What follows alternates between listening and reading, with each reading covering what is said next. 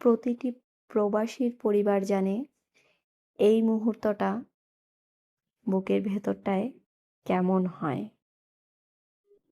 ঘড়িতে এখন 10টা বাজতে 10 মিনিট বাকি আছে, আর সে হচ্ছে এখন ব্যাগ গুছিয়ে যাচ্ছে, যার 4টের সময় ফ্লাইট, বাড়ি থেকে বেরোবে, ঠিক আছে, একটু পরেই।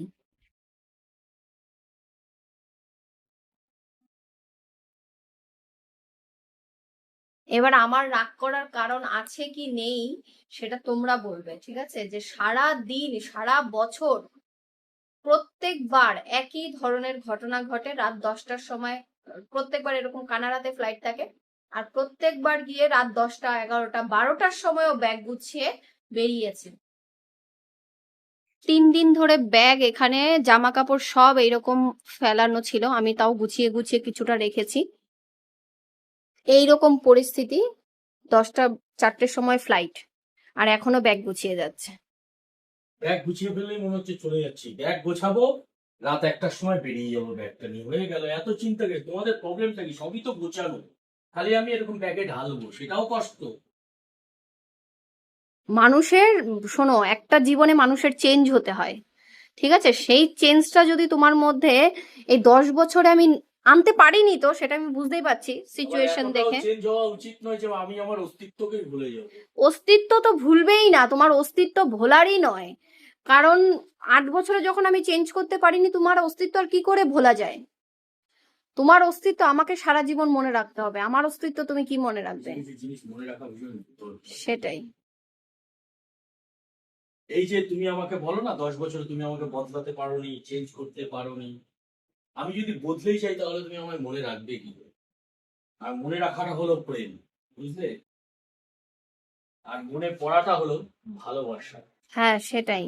এটা হচ্ছে ভালোবাসা না প্রেম আমি জানি না। তবে ভুলতে না পারাটা হলো মায়া, ঠিক আছে? যেটা তুমি বলতে পারো না সেটা হলো মায়া। এই আমি চলে যাবো, এই জিনিসগুলো থেকে যাবে, নাহলে বলবে কি করে যে লোকটা যাওয়ার আগে ব্যাগ গোছাতো? 4.5 মাস ছুটি কাটিয়ে যেদিন যাবে, রাত 4টে ফ্লাইট, 1টার সময় বাড়ির থেকে বেরোবে, রাত 11টার সময় ব্যাগ গোছাচ্ছে। ডায়লগটা ছিল বলে শুধু, মানে এখনো অব্দি টিকে আছো, মানে মুখের ডায়লগটা ছিল বলে। আবার রাগ করলে তুমি বলো যে তুমি কেন রাগ করো, তুমি কেন। মুখটা ছিল বলেই তুমি এসেছো, দেখে যা। তোমার বিছানাটা দেখে এখন আমার রাগ ছাড়া কিচ্ছু হচ্ছে না, বিশ্বাস করো। তুমি শুধু জাস্ট তোমার আর 1-2 ঘন্টা পরে বেরোবে বলে তোমার মানে আজকে আমার আর কিছু বলার নেই। রাত 12টার সময় মাথা চুলকানো ছাড়া আর কোনো কাজ থাকে না তো। সবই রেডি ছিল, সব তুমি এগুলোকে ভরে রেখেছো কেন? আবার ব্যাগটা খালি খালি ছিল, খালি রাখতে দিতে। তোমার যাতে তাড়াতাড়ি হয় সুন্দরভাবে, আমি কসমেটিক্সের জায়গায় কসমেটিক্স, ড্রেসের জায়গায় ড্রেস, প্যান্টের জায়গায় প্যান্ট সুন্দরভাবে গুছিয়ে রেখেছি। মেয়েদের ব্যাগ গোছানো না, এটা আমাদের ছেলেদের ব্যাগ গোছানো। তোমাদের মতন এরকম পাট পাট করে রাখতে হয় না, আমাদের এরকম ধরবে, এরকম ফেলে দেবে, ব্যাগ গোছানো হয়ে গেল। এই যে এরকম করেই তো নিয়ে আসতে, ওই জন্যই তো বললাম 8 বছরে মানুষ করতে পারিনি যেরকম।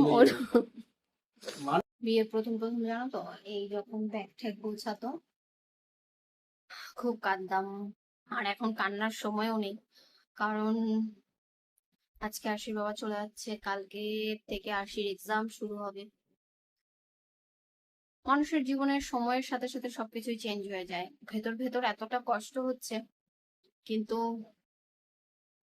বোঝাতে পারছি না, বলতে পারছি না।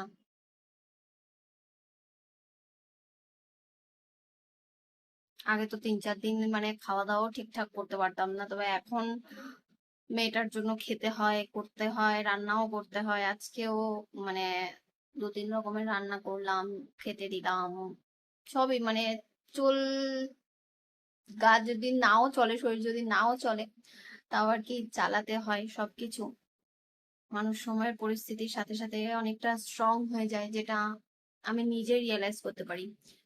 তোমাদের কমেন্টের মাধ্যমে আমি মাঝে মাঝে বুঝতে পারি যে আমার মতো এরকম অনেক অনেক ওয়াইফ রয়েছে যাদের হাজবেন্ডরা বাইরে থাকে, তারা আমার সাথে এই কষ্টটা আশা করি রিয়েলাইজ করতে পারবে।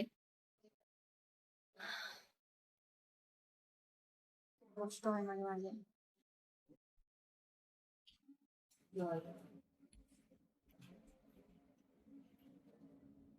আশি বাবা এখন ঠাকুর প্রণাম করে বেরিয়ে, একটু জলটা খেয়ে নাও, নিচে রেখো।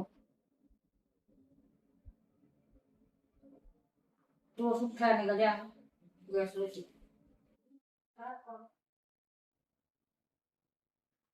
ঘড়িতে এখন প্রায় 1:30টা মতো বাজে, রাত। তো আমাদের এখন বেরোনো হচ্ছে।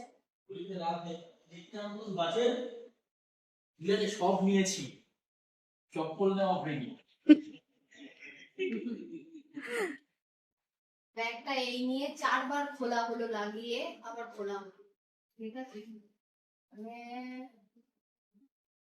তোমার ওই জন্যই ঠিক আছে, তুমি তোমার 4টেতে ফ্লাইট, তুমি 3টের সময় ব্যাগ খুলে দেখবে তুমি সবকিছু নিয়েছো।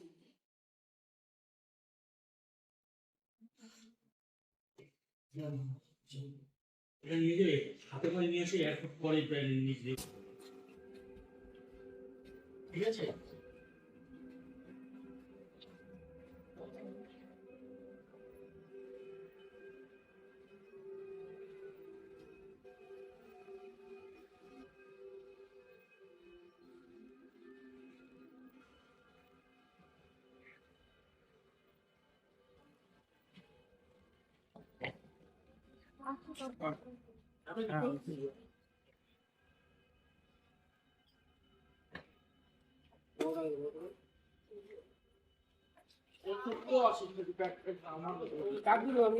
ফোন করলাম তোকে,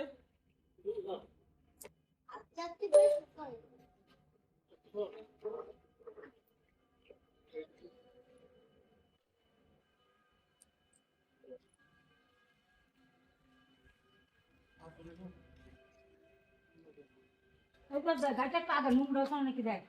আসছি দাদা। হ্যাঁ, আর দাও গাড়িটা টাকা দুবা দুবা নিবো না। মামাম ড্রেন আছে। বাইকটা দেখিয়ে আসি। হ্যাঁ দেখেছি দেখেছি। ঢুকে যা ঢুকে যা।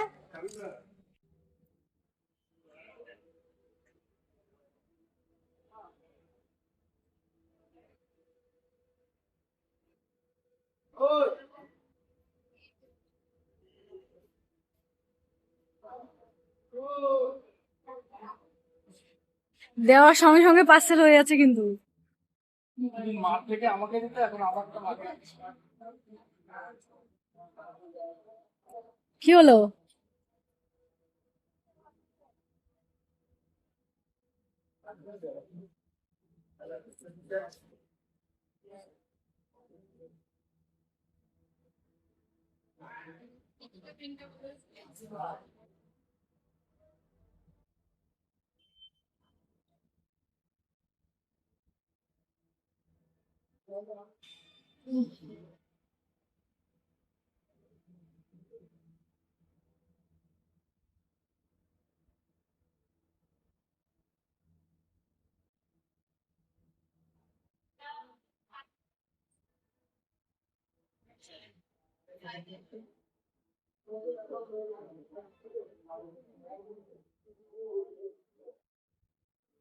স্মৃতি একটা ব্যাগ নাও।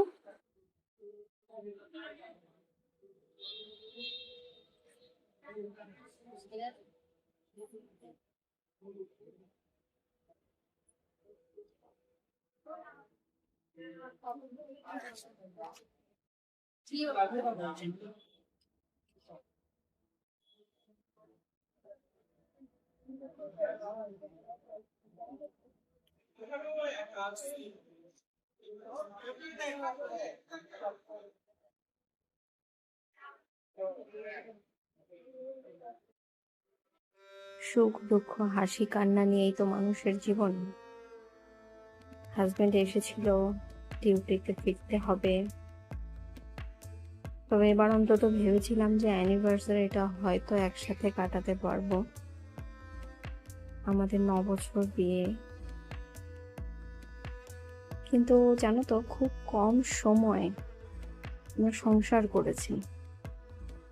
জীবন আমাদের অনেক কিছু স্যাক্রিফাইস করতে শিখিয়েছে। তাই ভাবি মাঝে মাঝে, জানি না আর হয়তো কত জীবন এভাবে কাটবে, হয়তো এভাবেই জীবনটা কেটে যাবে।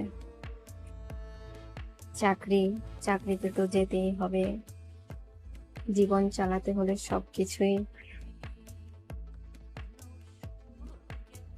আবার আসার অপেক্ষায়। ডুবে গেছে আর শীর্ষ। আজ 4টের সময় ফ্লাইট ছিল আমার হাজবেন্ডের, আর আমরা বাড়ি থেকে বেরিয়েছিলাম প্রায় 1:30টার সময়। তো অনেকটাই রাত করে যতবার যায় যতবার আসে প্রত্যেকবারই হচ্ছে এইরকম রাতে যাওয়ার টাইম থাকে। আর জানো তো মানে এই সময়টায় এতটা কষ্ট হয়, এতটা খারাপ লাগে। অ্যাকচুয়ালি রাতে তো এমনিতেই ভালো লাগে না কিছু, তার মধ্যে হচ্ছে আবার একদম মধ্যরাত। তো প্রত্যেকবারই আমি বলি ফ্লাইটটা একটু অন্য দিলে ভালো হয়, ফ্লাইটটা একটু অন্য দিলে ভালো হয়, কিন্তু কিছু করার নেই। যেরকম দেবে সেই রকমই তো যেতে হবে। আসলে যখন যায় দিনটা কোনো রকমভাবে কেটে গেলেও রাতটা কিন্তু কাটতেই যায় না।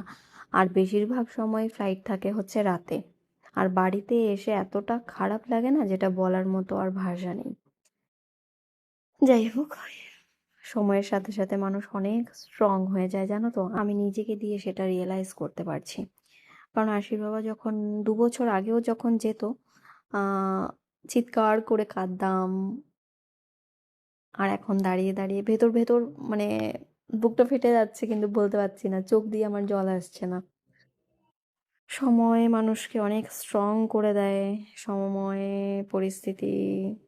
জানো তো আমি বিয়ের আগে 1 গ্লাস জল ধরে পর্যন্ত খেতাম না। সেই মেয়ে, একা সংসার করছি, একা মেয়েকে নিয়ে মানুষ করছি, সবকিছুই একা হাতে করতে হয়।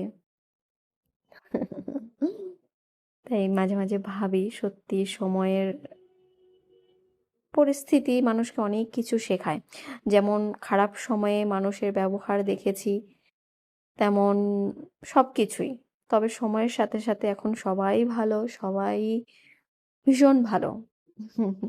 নিজে ভালো তো জগৎ ভালো, এটাই হচ্ছে কথা। যাই হোক, আবার দেখা হবে আমাদের 6 মাস পরে, এই আশায় এখন টাটা বাই বাই। আরশিকে জানো তো, আরশির বাবা আমরা প্রায় 1:30টার সময় ঢুকে গেছি, মানে 1:30টার সময় যেহেতু বাড়ি থেকে বেরিয়েছি, 0.5 ঘন্টা মতো লাগে আমাদের এখান থেকে এয়ারপোর্ট যেতে।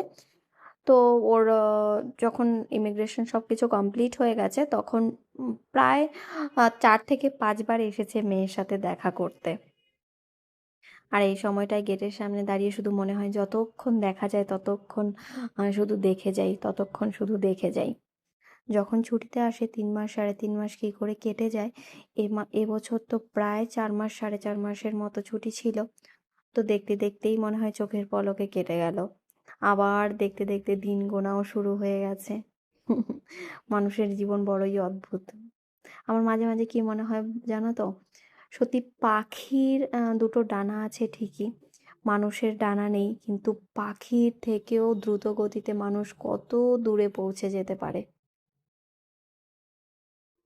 পাখি হলেও মানুষ মনে হয় 2 দিনের মধ্যে আমেরিকা ইউরোপ ঘুরে আসতে পারে না। কিন্তু মানুষ সত্যি ভাবলে মাঝে মাঝে আহ কেমন যেন বুকের ভেতরটা দুমড়ে মুচড়ে যায়। এই গেটটা সত্যি বড্ড কষ্টের। বাড়িতে আসার সময় তো কত হাসি, কত মজা আনন্দ সব কিছুই থাকে। তবে যেদিন চলে যায় সেই দিন আর কিছুই ভালো লাগে না। ইভেন আরশিরও ওই বছর ভীষণই মন খারাপ ছিল। আরশির বাবা চলে যাচ্ছে, আরশির বাবা শুধু বারবার দেখতে আসছিল জানো তো, 4 থেকে 5 বার অন্তত গেটের সামনে এসে মেয়েকে জড়িয়ে ধরে। মানে এই সময়টা সত্যি বুকের ভেতরটা তোলপাড় হয়ে যায়। মনে হয় কেন এরকম মানুষের জীবন, কিছুই করার নেই। অথচ আমাদেরও হাত পা বাঁধা, চাকরি করতে হবে, ইনকাম করতে হবে, আর্নিং করতে হবে জীবনে। সব কিছুই বড় অদ্ভুত, আবার সব কিছুই প্রকৃতির নিয়মে চলতে থাকে। দেখা হবে আমাদের 6 মাস পর। হুম, আমাদের সবাই একসাথে দেখার জন্য জানি তোমরাও ওয়েট করে থাকো। যত দূর দেখা যাচ্ছে তত দূর টাটা করে যাচ্ছে, যত দূর দেখা যাচ্ছে তত দূর পর্যন্ত টাটা করে যাচ্ছে।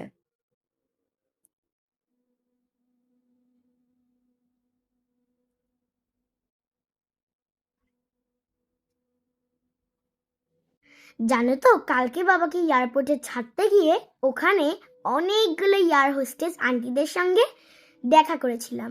আমি না ওদেরকে রিকোয়েস্ট করেছিলাম আমার সঙ্গে ফটো তুলতে, আর ওদের এত ওয়েল বিহেভিয়ার আমার তো খুব ভাল লেগেছে।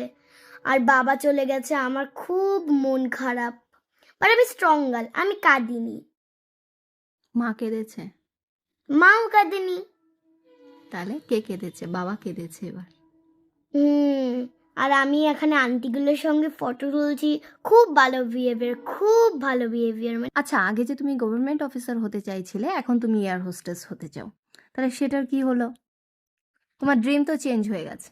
হ্যাঁ, আন্টিগুলোকে দেখে আমার এত ভালো লাগলো যে আমার ড্রিম এখন চেঞ্জ হয়ে গেছে। আমার এয়ার হোস্টেস হতে ইচ্ছে করছে। তাই? হ্যাঁ।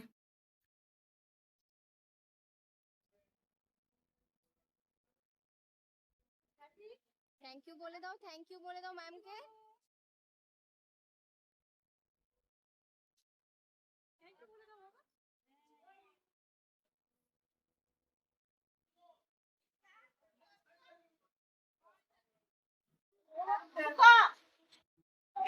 বাবা চলে যাচ্ছে, বাবাকে টাটা করো।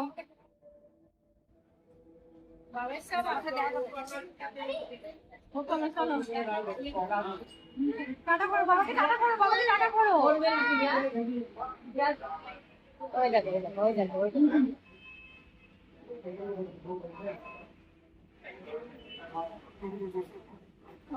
সন্তান গো।